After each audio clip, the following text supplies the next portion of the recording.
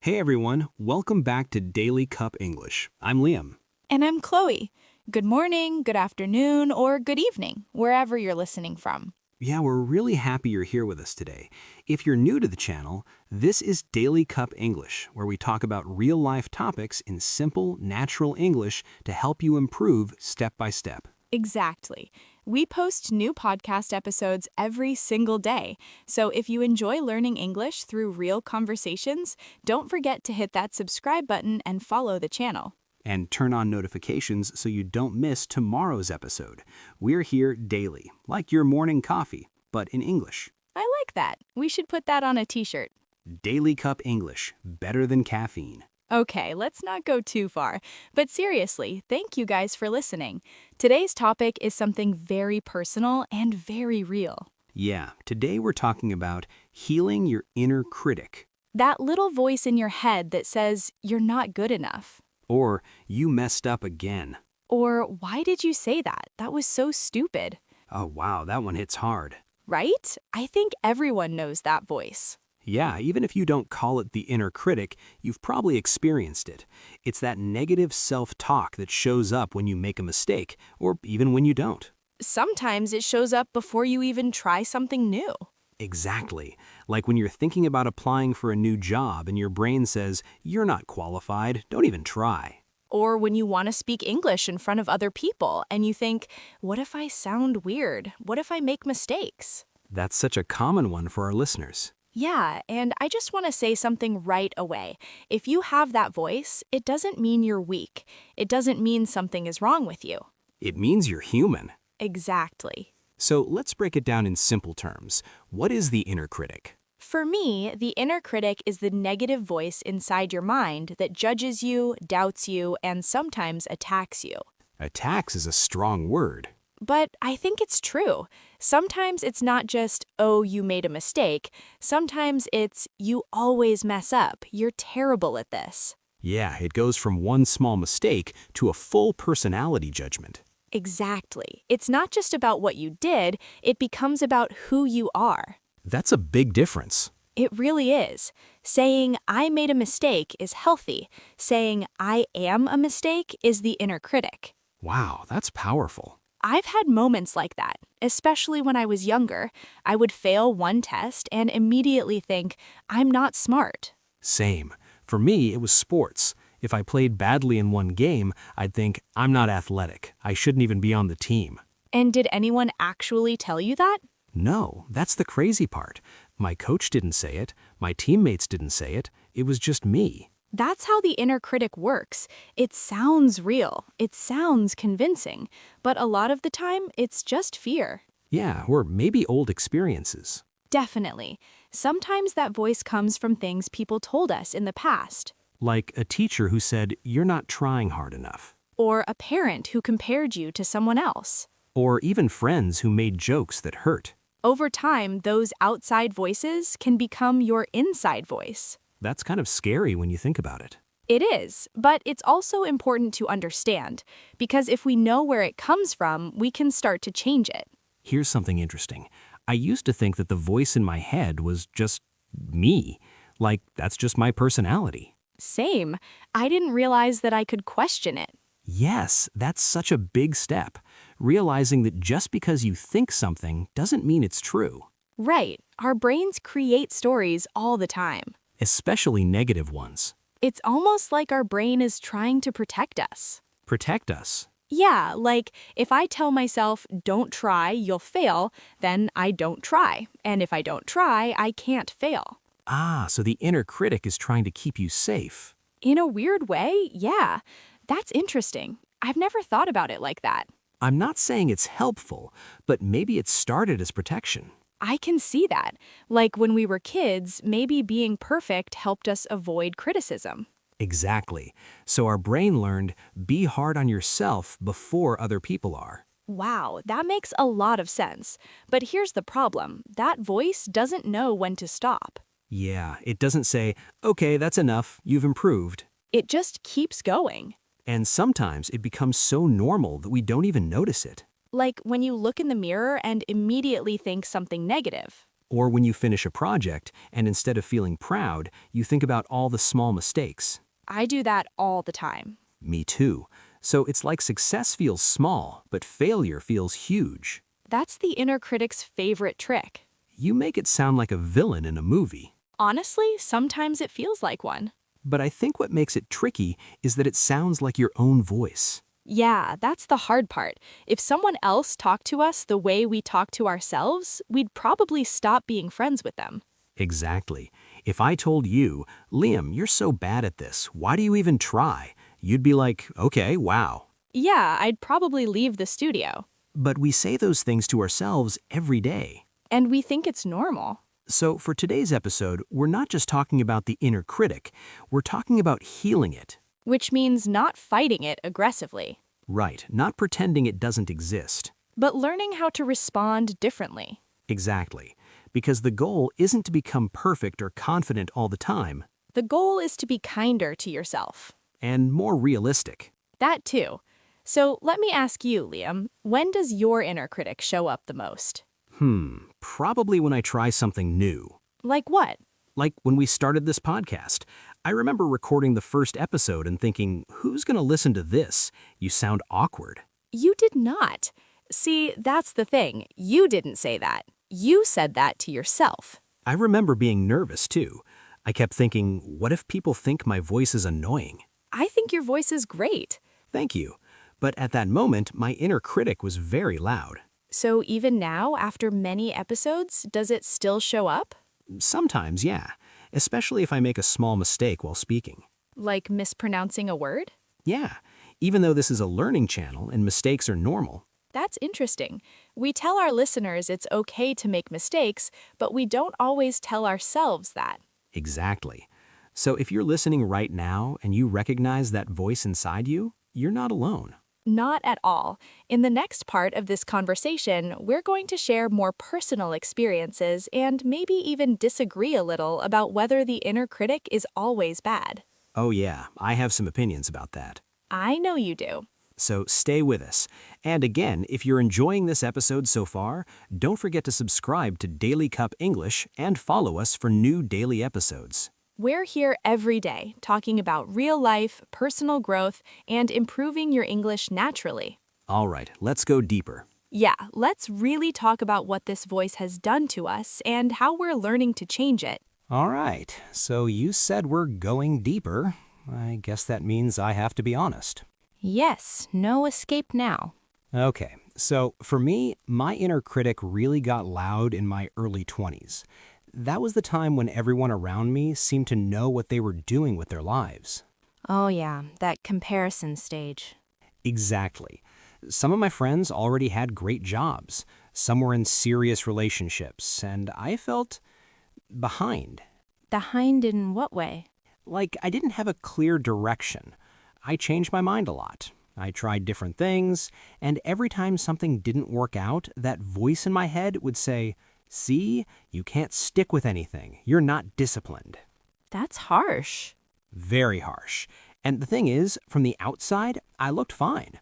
I was working, I was paying my bills, I was functioning like a normal adult.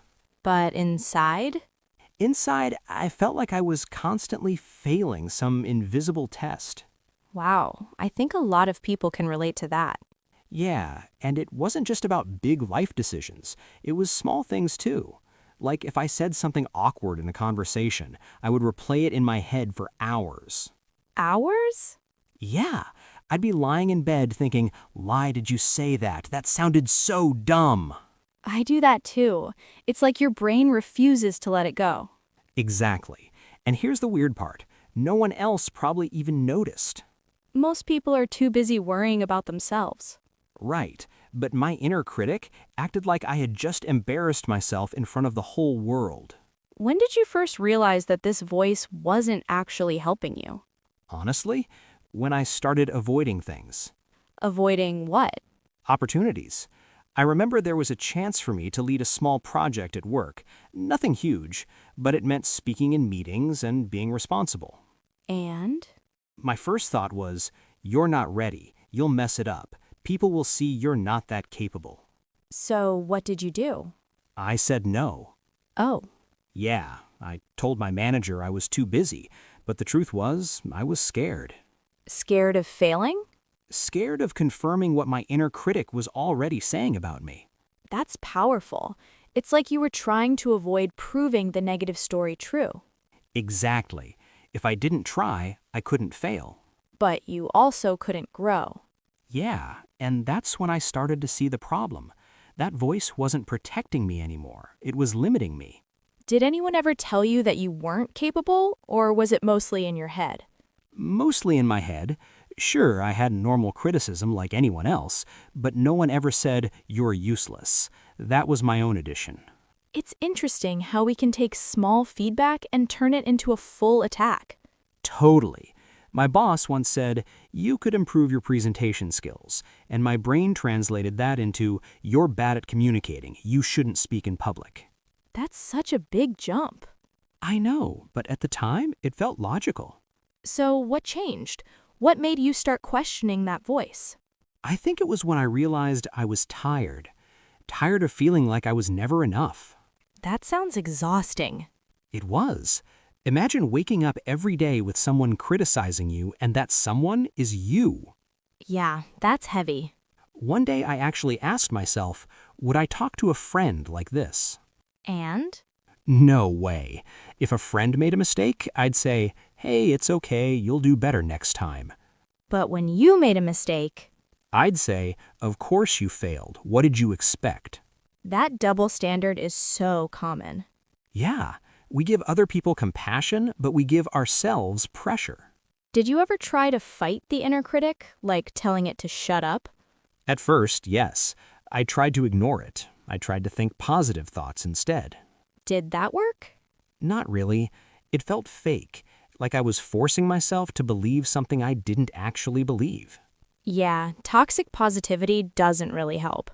Exactly. If the voice said, "You're terrible at this," and I responded with, "No, I'm amazing," my brain was like, "That's not true." So, what did you do instead? I started responding in a more balanced way. Not super positive, not super negative, just realistic. Give me an example. Okay, let's say I gave a bad presentation. Instead of thinking, "You're awful at public speaking," I'd try to say, "That didn't go as well as you hoped, but you can practice and improve." That sounds much kinder. And more useful. Did your confidence change when you started doing that? Slowly, yes. It wasn't immediate, but I stopped being so afraid of trying. Because failure didn't mean you were a failure. Exactly. That's such an important difference. Say that again. Failure is an event. It's something that happens. It's not your identity. I love that. But I'll be honest, the inner critic is still there sometimes. Same. Before we record some episodes, I still think, what if this topic is boring? What if people don't care? I've had that exact thought. And sometimes when I read comments online, even if there are 50 positive comments and one negative one, You focus on the negative one. every time. That's human nature. Yeah, but now, instead of believing that negative comment completely, I try to step back and think, okay, that's one opinion. It doesn't define me. I think what I'm hearing is that healing your inner critic isn't about making it disappear. No, I don't think it ever fully disappears. It's more about changing your relationship with it. Exactly. Instead of letting it control you, you learn to question it. And maybe even understand it. Yeah, sometimes I even say in my head, "Thanks for trying to protect me, but I've got this." That's kind of sweet. It sounds weird, but it works for me. No, I like that. It feels calm instead of aggressive. So yeah, that's been my journey so far. From believing every negative thought to slowly learning that thoughts are not facts. That's such an important sentence. Thoughts are not facts. If you're listening right now, maybe repeat that in your mind. Yeah, just because you think I'm not good enough doesn't mean it's true. It might just be your inner critic talking. All right, I've talked a lot about myself. That's okay. It was honest, and I think a lot of people needed to hear that. Now I'm curious about your experience. Oh, I have stories. I know you do. Especially when it comes to comparison and perfectionism. Ah, here we go. Yeah, my inner critic had a very different style than yours. Different how? Mine wasn't just about failing, it was about not being perfect. That sounds intense. It was, and I think social media made it even worse. Okay, now I'm really interested. Yeah, let's talk about that. All right, Chloe, your turn. You said your inner critic wasn't just about failing, it was about not being perfect. Yeah, mine is more like a perfectionist coach, but not a nice one. So, not the motivational type? No, more like the type that says, that was good, but not good enough. Ouch. Yeah, growing up, I always did pretty well in school. Teachers liked me, I got good grades, and people started to see me as the smart one. That sounds like a compliment. It is, but it also created pressure, because once you're the smart one, you feel like you always have to prove it. So, one mistake feels bigger? Exactly. If I got one bad grade, I didn't just think, oh, I didn't study enough. I thought, maybe I'm not actually smart. Maybe I've just been lucky. That sounds like imposter syndrome. Yes, that's exactly it. I often felt like people would find out that I wasn't as capable as they thought. Even though you had proof that you were capable. Yes, that's the crazy part. Logic didn't matter. The inner critic was louder than logic. When did social media come into the picture? In college, that's when I started comparing myself constantly. Comparing what? Looks? Success? Everything: looks, career plans, relationships, lifestyle. I would scroll and see people traveling, getting promotions, starting businesses. The highlight reel. Exactly. And my inner critic would say, look at them. They're ahead of you. You're wasting time. But you didn't know the full story. No, I only saw the perfect photos, but my brain treated them like facts. That's so dangerous. It really is.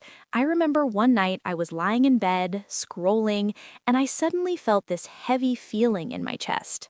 Like anxiety? Yeah, and the thought was, you're falling behind in life. That sentence alone is so powerful. And scary, because what does behind even mean? There's no official timeline for life. Right. There's no universal schedule that says at 25 you must have this. But my inner critic created one. So how did that affect your behavior? It made me push myself too hard. I felt like I had to be productive all the time. If I was resting, I felt guilty. Guilty for resting? Yes, I'd think other people are working harder than you right now. That sounds exhausting. It was. Even when I achieved something, I couldn't enjoy it. I'd immediately think about the next goal. So there was no moment of peace. Not really. If I finished a project, my inner critic would say, okay, what's next? Don't relax. That reminds me of something. Sometimes ambition looks healthy from the outside, but inside it can feel like fear. That's so true. For me, it wasn't pure ambition. It was fear of not being enough. Well, let me ask you something. Do you think your inner critic helped you succeed in some ways? That's a tricky question.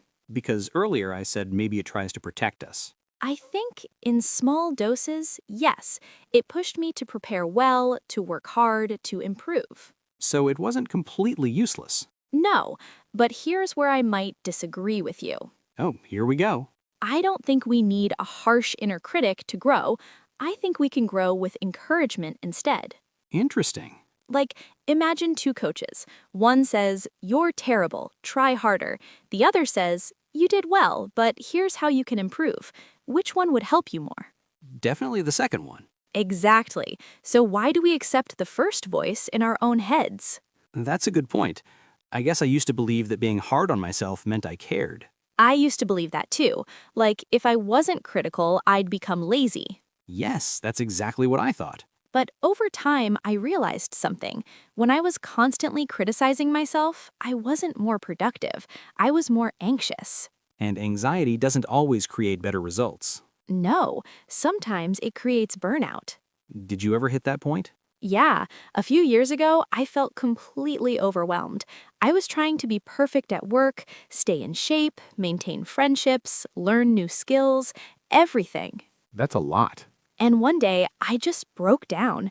I remember sitting in my car after work and thinking, I'm so tired of trying to be perfect. That sounds like a turning point. It was, because I realized I was chasing an impossible standard.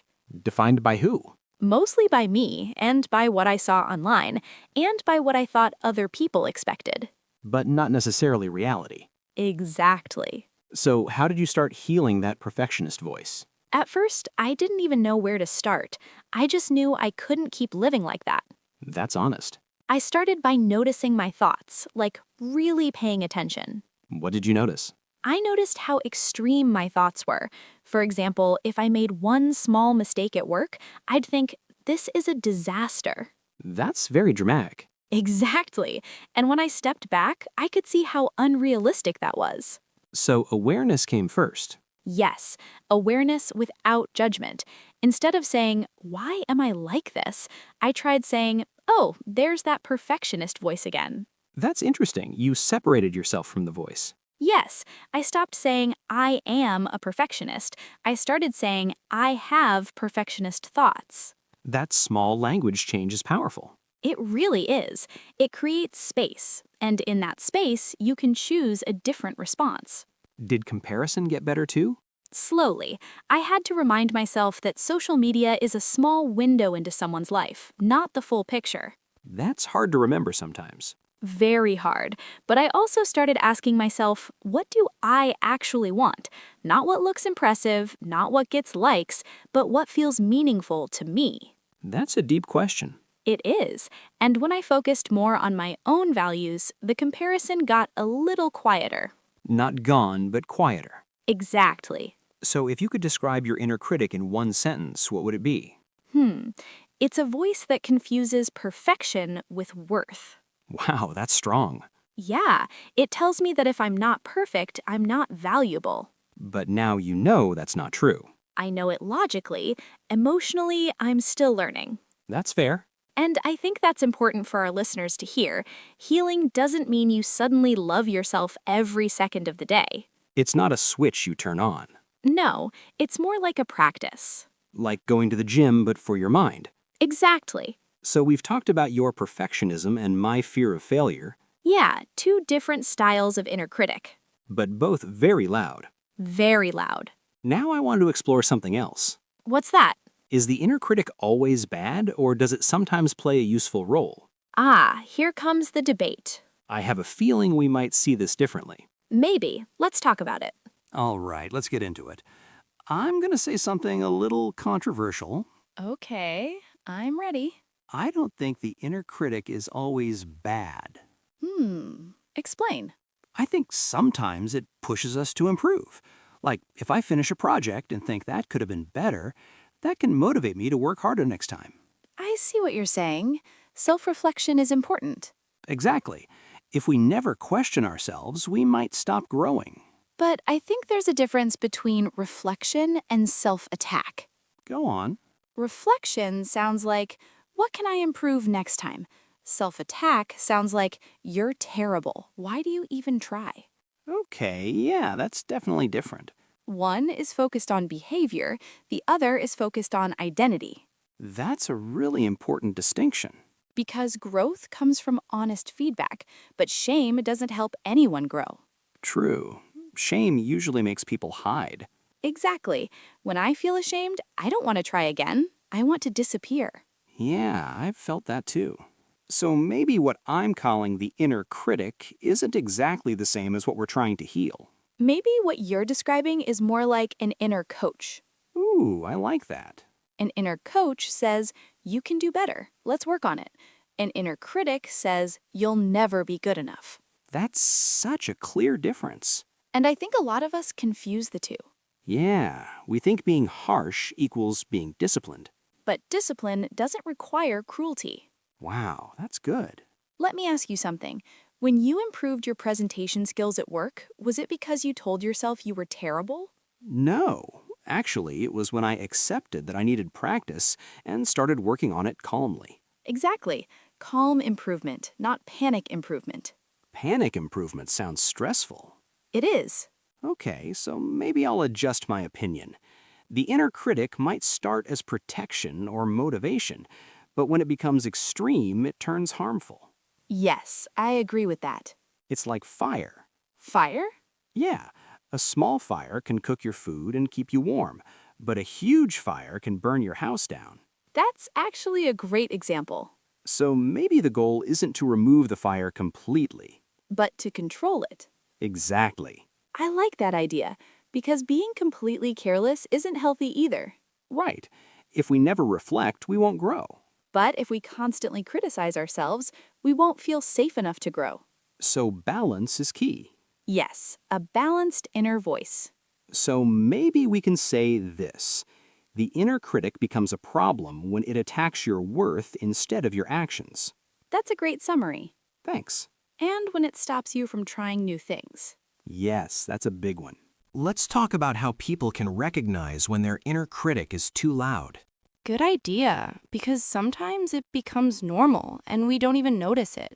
Exactly. So, sign number 1, constant negative self-talk. Like saying, I'm so stupid over small mistakes. Yes, or I always mess things up. That word always is dangerous. Very dangerous. It turns one moment into a permanent identity. Okay, sign number 2, fear of trying new things. Definitely. If you avoid opportunities because you're scared of failing, that might be your inner critic controlling you. Like when I said no to that project at work. Exactly. Or when someone wants to speak English but stays silent because they think their accent is bad. That's such a common example for our listeners. Yeah, and the sad part is the only way to improve is to practice. But the inner critic says, don't practice in public, you'll embarrass yourself. Sign number 3, overthinking after social interactions.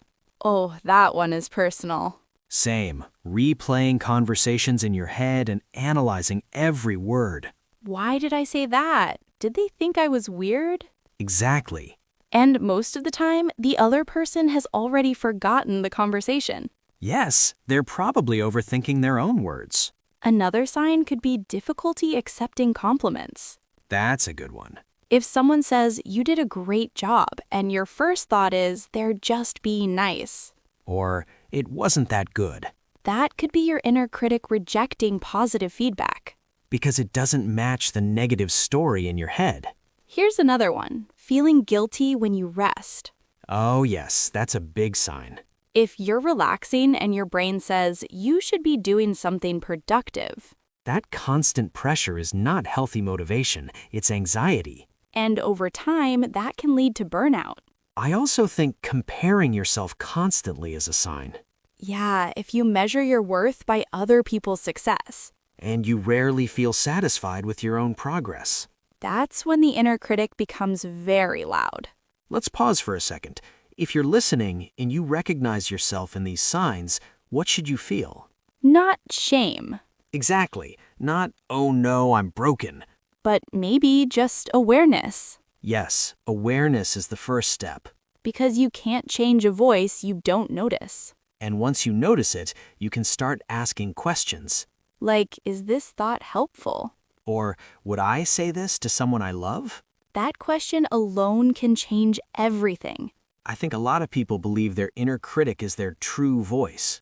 But maybe it's just a learned voice. Exactly. Learned from experiences, expectations, fear.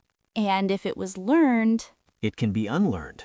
slowly. Very slowly. So now that we've talked about the debate and the warning signs, It's time to get practical. yeah, let's talk about how to actually start healing this voice in daily life. Simple steps, real examples.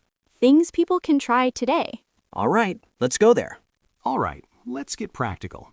If someone is listening right now and thinking, okay, I definitely have a loud inner critic, what do I do? Where do they start? I think the first step is very simple, but not easy. Notice the voice. Just notice it? Yes, without trying to fight it immediately. Just pause and say, oh, that's my inner critic. So instead of saying, I'm terrible, you say, I'm having the thought that I'm terrible. Exactly. That small change creates distance. Distance between you and the thought. Yes, because if you are the thought, you feel trapped. But if you are observing the thought, you have power. Okay, that's step 1, awareness. What's next? Step 2, talk to yourself like you would talk to a friend. That one changed a lot for me. Me too. If your friend came to you and said, "I failed my exam, I'm so stupid," what would you say? I'd say, "You're not stupid. It's just one exam. Let's see what happened and how you can improve." Right. You'd be calm, supportive, honest, but kind. But when it's us, we say, "You should have studied more. This is your fault." Exactly. So try this. When the inner critic speaks, imagine you're responding to a friend instead of attacking yourself. That sounds simple, but in the moment, emotions can be strong. True, that's why it takes practice. Healing isn't one big decision, it's small daily corrections. Like correcting your posture again and again. Yes, you notice you're slouching and you gently sit up. You don't scream at yourself for slouching. I love that image. Another helpful habit is questioning your thoughts. Like being a detective? Exactly. If your brain says you always mess things up, ask, always? Really? Can I think of times when I did well? That challenges the exaggeration. Yes, the inner critic loves extreme words. Always, never, everyone, no one. Very dramatic language. Very dramatic. So when you hear extreme words, that's your signal to pause. What about writing things down? Do you think journaling helps? For me, yes. When I write my thoughts on paper, they look less powerful. Why do you think that is? Because inside my head, thoughts feel huge and emotional. On paper, they're just sentences. That makes sense. It becomes more logical. Exactly. Sometimes I write the negative thought, and then I write a more balanced response next to it. So you create a conversation on paper. Yes, it's like training a new inner voice. I think another big step is allowing yourself to be imperfect. That's a hard one. Very hard, but necessary. If you expect perfection, your inner critic will always win. Because perfection doesn't exist. Exactly. So maybe healing means saying, it's okay to be a work in progress. I love that phrase, work in progress. And we should also say this, healing takes time. Yeah, don't expect the voice to disappear tomorrow. If you've been speaking to yourself harshly for 10 or 20 years, it won't change in 1 week. But every small shift matters. Every single one. Okay, let's make this very real. Let's talk about everyday situations. Yes, because theory is nice, but daily life is where it gets tested. Situation 1. At work. All right? Imagine you're at work. You send an email with a small mistake. And 5 minutes later, you notice it. Your inner critic says, "Wow, so unprofessional. You're so careless." Instead of believing that, you pause and say, okay, it was a small mistake. Everyone makes them. Maybe you send a quick correction email. And then you move on. That's the key. Move on. Not replay it for the rest of the day. Here's another example. You're talking to someone you like and you say something awkward. Classic. Your inner critic says, great, now they think you're weird. But instead, you can think, that was a little awkward, but it's okay. People are awkward sometimes. And maybe the other person didn't even notice. Or maybe they thought it was cute. Exactly. Okay, this one is especially for our listeners. You're learning English, you try to speak in a meeting or in class, and you make a grammar mistake. Your inner critic says, you sound stupid. You'll never be fluent. That's such a painful thought. Instead, you can say, I'm learning. Mistakes are part of the process. Every fluent speaker once made beginner mistakes. Yes, that's how language works. Let's say you want to start a new hobby, maybe painting, running, or even starting a small business. And your inner critic says, who do you think you are? Other people are better than you. Instead of stopping, you can say, I don't need to be the best. I just need to start. That shift is powerful. I think what all these examples show is that healing isn't about big, dramatic changes. It's about small responses in small moments. Moments that happen every day. Exactly. Every time you respond with kindness instead of cruelty, you weaken the inner critic a little. And strengthen a healthier voice. I also want to say something important. Being kind to yourself does not mean avoiding responsibility. Yes, that's important. You can admit a mistake and still respect yourself. You can say, I messed up, without saying, I am a mess. That sentence right there, that's healing. So if someone listening feels like their inner critic has been in control for years, It's not too late to change. not at all. You can start today with one thought, one kinder response. And over time, those small shifts create a new pattern. I feel like this conversation has been very honest. Yeah, and I hope it feels practical, not just inspirational. Because real change happens in daily life, not just in motivational quotes. Exactly. All right, before we close, I think we should leave our listeners with some encouragement. Definitely. Because if you've been fighting your inner critic for years, you might feel tired. Yeah, and we want you to feel supported, not judged. So let's talk directly to them for a moment. All right, if you're listening right now, we want to speak directly to you for a minute. Yeah, not as hosts, not as teachers, just as two normal people who struggle with this too. If your inner critic has been loud for a long time, please know this. You are not broken. You're not weak, you're not dramatic, you're not too sensitive. You probably learned that voice somewhere along the way. Maybe from school, maybe from family, maybe from social media, maybe from past failures. But learning something doesn't mean you're stuck with it forever. Exactly. Patterns can change. And I think it's important to say this too. Healing your inner critic does not mean you suddenly become confident all the time. Yeah, we don't want to create another unrealistic expectation. Right.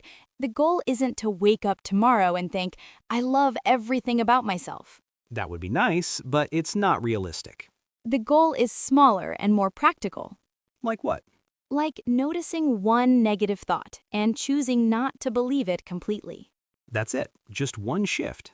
Maybe tomorrow you'll make a small mistake, and instead of saying, I'm so stupid, you'll say, okay, that wasn't my best moment.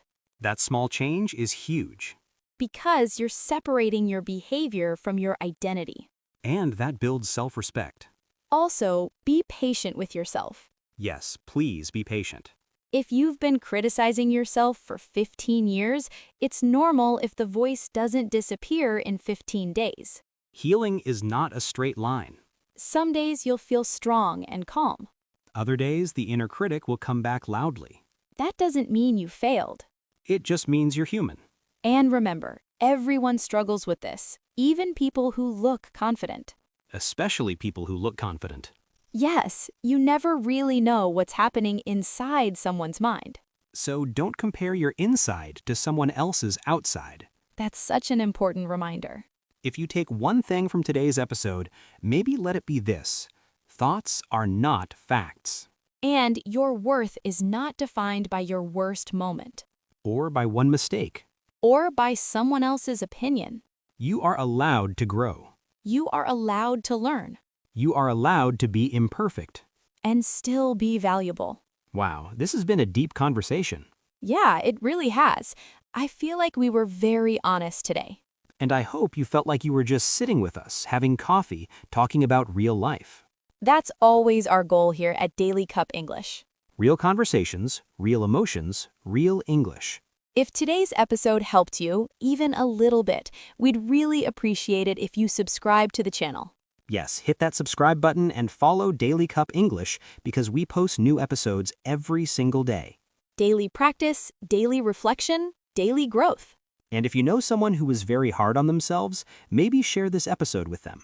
Sometimes one gentle conversation can change the way someone sees themselves. Before we end, I want to ask you one simple question. What's that? The next time your inner critic speaks, how will you respond? Will you attack yourself? Or will you pause and choose something kinder? You don't have to be perfect at this. Just be willing to try. Thank you so much for spending your time with us today. We truly appreciate every single one of you listening from around the world. Keep practicing your English. Keep growing at your own pace. And remember, your inner voice matters. Make it one that supports you, not one that tears you down. All right. We'll see you tomorrow. Same time, same place. Bye, everyone.